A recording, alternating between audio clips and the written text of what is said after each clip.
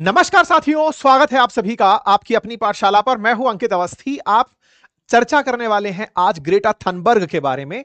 हाल ही में सुर्खियां हैं कि इन्हें बाल से खींच करके डिटेन किया इजरायलियों ने। अब ये हैं कौन, अगर आप जानते हैं तो बेहतर है, अदरवाइज इनके बारे में जितना मीडिया कवरेज है शायद वो कम ही रह गया होगा।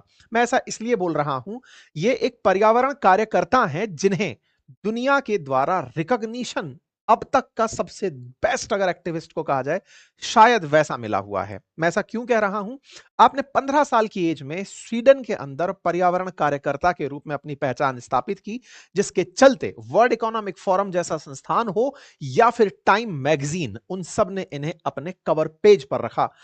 पर्सन ऑफ द ईयर रह चुकी ग्रेटा थनबर्ग, जिन्हें Guinness book of world record इस बात के लिए मिला कि ये इतने कम समय में, क्योंकि आपने 15 साल की एज में एक्टिविज्म शुरू कर दिया था पर्यावरण को बचाने के लिए, उन्हें हाल ही के समय पर, मतलब जिनको बहुत सारे Guinness book of world record इनके साथ है, एमनेस्टी इंटरनेशनल की आप ब्रांड एम्बेसडर रह चुकी हैं, आप नोबेल पीस पुरस्कार के लिए नॉमिनेट हो चुकी हैं, जिसके लिए ट्रंप लगातार मेहनत कर रहे हैं।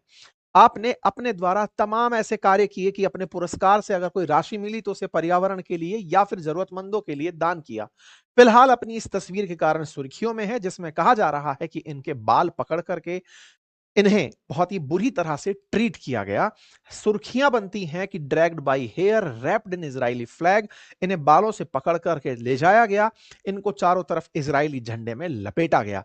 ऐसा कहां हुआ, ऐसा क्या हुआ, आज के सेशन में इस पूरे विषय का जिक्र करेंगे, क्योंकि तस्वीरें इस तरह से निकल कर आ रही हैं अखबारों के माध्यम से कि इनके साथ इजराइल ने बर्ताव कैदी की तरह किया। ये एक्टिविस्ट थी, साथ ही साथ में इन्हें उस जेल में रखा जिस जेल में खटमल थे।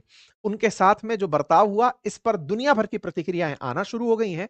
आज के सेशन में इस पूरे कहानी को विस्तार से समझेंगे कि कहां से कैसे सब शुरू हुआ, लेकिन उससे पहले